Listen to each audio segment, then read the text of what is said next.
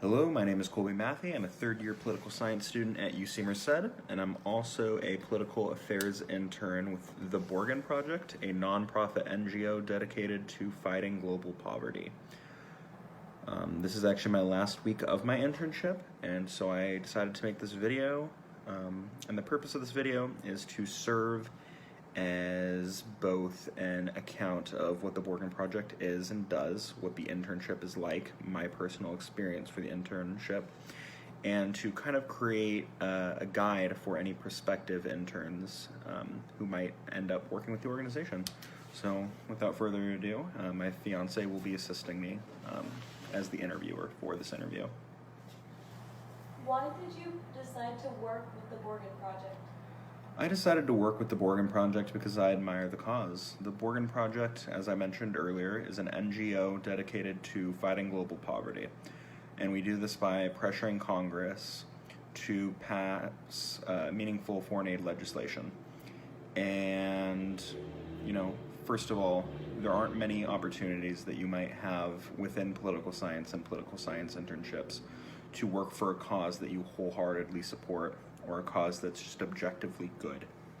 And the Borgen Project, I feel, is an exception to that. It gave me the opportunity to help the global poor and the most at-risk individuals on the planet. Additionally, I decided to intern for the Borgen Project for professional reasons. The role of intern, I feel, has allowed me to grow greatly professionally and, personally.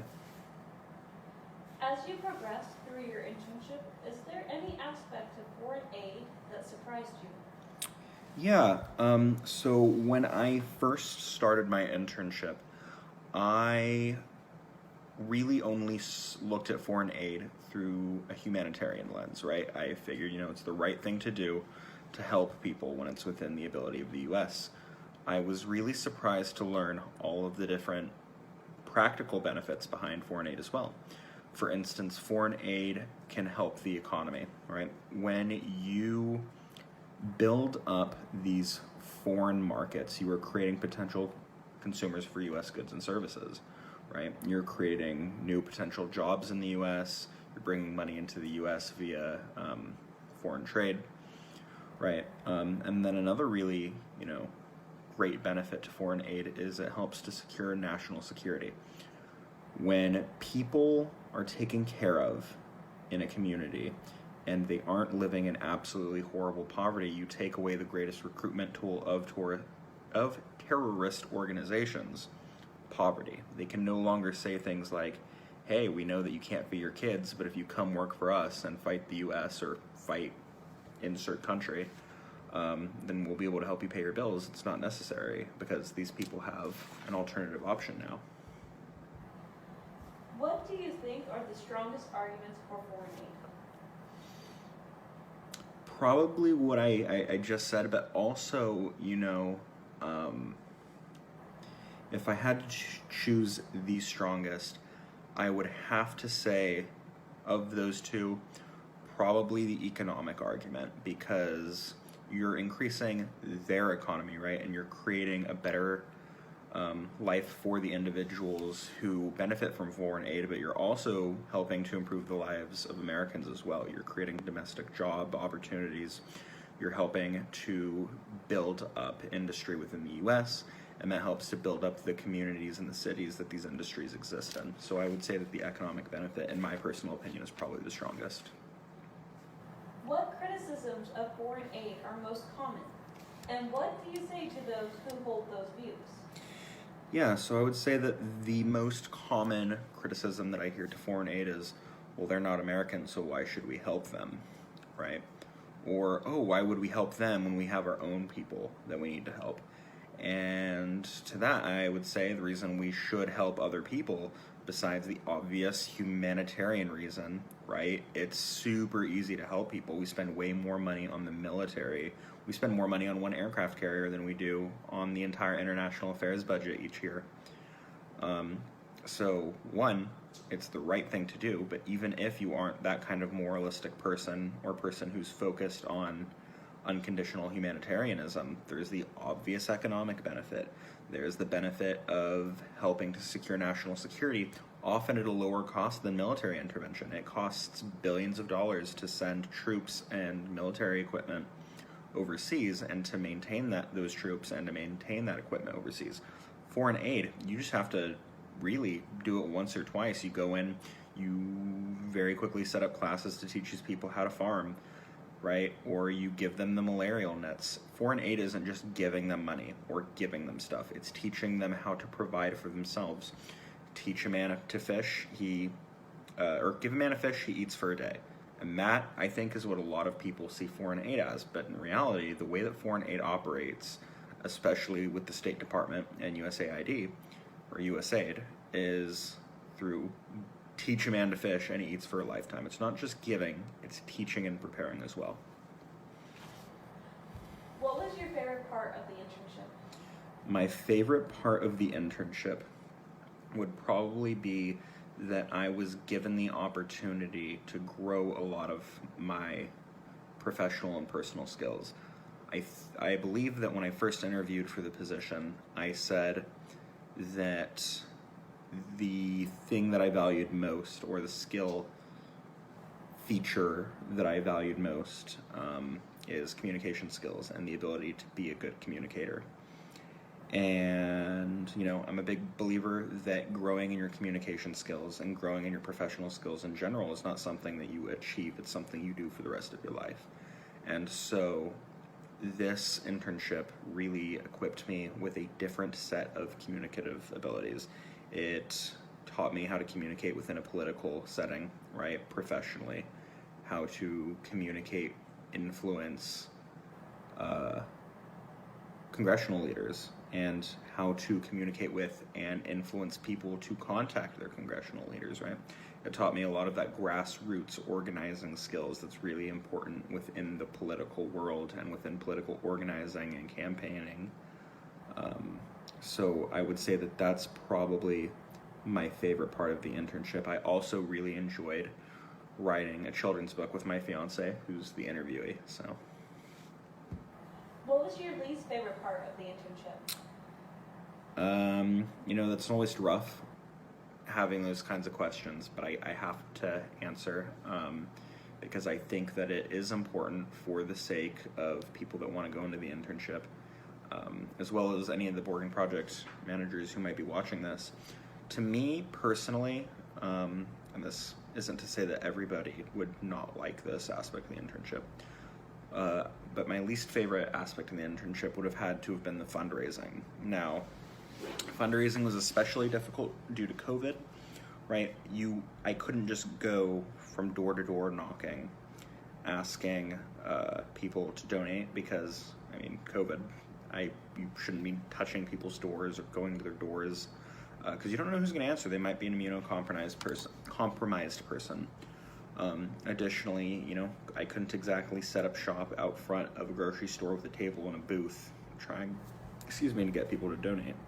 It's not safe. So really, fundraising relied heavily on social media campaigns and letter writing letters to people that I know personally, friends and family members. And while that is an important skill to develop, it also somewhat felt like I was harassing the people that I care about and bugging them for money. And maybe that's just me. I personally get really weird asking people for money regardless of context.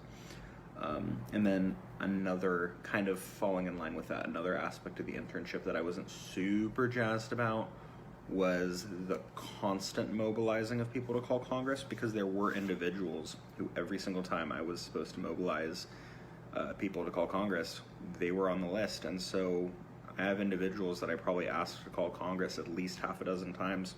And while it probably wasn't a big deal to them, it did kind of feel like I was being a burden. Was there anything you wish you had done, or that you wish you had done differently? Yeah, so I probably would have been a little bit more, well, first and foremost, I probably wouldn't have done the pepper eating challenge for the internship. So for those of you who don't know, which is probably most of you unless you follow me on Facebook or are a Borgen Project manager, a key aspect of my fundraising was it didn't really have an official name, but I like to call it Hot for Helping because I like alliteration. And basically the idea was that at different fundraising thresholds, I would eat a different hot pepper. So at $300, I ate a habanero. At $400, I ate a ghost pepper, which is 3 times as hot as a habanero. And then at $500, I ate the Carolina Reaper, which is the hottest pepper on earth. And so I probably wouldn't have done that. I got it into my head that would be a good idea, but by the time I realized it was going to be a bad idea, I had already, announced it and people had already donated. So I really couldn't go back on my word. I had already committed. So I probably wouldn't have done that again. Although people did donate solely so that they could see me squirm. Another thing that I probably would have done differently, had I had the time, I probably would have been more gimmicky. At the moment, I'm doing another internship with UC Merced's Law Clinic, and I'm taking 16 units. So I didn't have the time to do creative videos or to think of super creative ways to get things done. I think the children's book and the Hot for Helping, I wrote a children's book for the Borgen Project, were probably the most creative ideas, but I think that if I had to do things differently, I probably would have spent more time trying to make creative videos, maybe learn how to be a better video editor, tried to think of just different fundraising ideas and different ideas of just spreading awareness. I would have been more creative is what I think I would have done. What skills have you gained from this internship? Yeah, so I think I already answered this a little bit, but my communication skills have grown tremendously. I think that also kind of going down that avenue, my ability to be comfortable with strangers has gone up dramatically, right? And I'm sure that the fact that everything is over Zoom is probably helpful in that capacity. But I did a lot of networking to get people to email their congressional leaders. I did a lot of networking. I went to a lot of different networking events. I talked to a lot of different strangers. And I even reached out to mutual friends of my Facebook friends, people that I had never met before, and said, hey, I'm a mutual friend of so-and-so. I saw this post of yours that they had shared, and I can tell that you're somebody that cares about global poverty or helping people. Is this something you'd be interested in helping with? So my ability, my confidence in my communication was probably something that really, really grew, just beyond, the obvious growth and the aforementioned growth in my communication skills overall. What would you say to prospective future interns?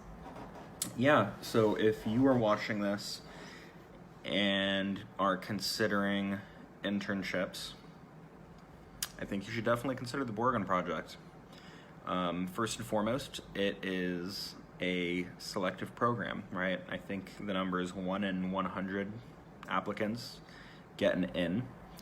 And, worst thing they can say is no. Best thing they could say is yes. So do it. Apply. Worst case scenario, they say no. But if they say yes, you'll have a great opportunity. It looks great on a resume. Great, right? Because it's an unpaid internship and it is for a nonprofit that has a good goal. It's an admirable goal. So there's that.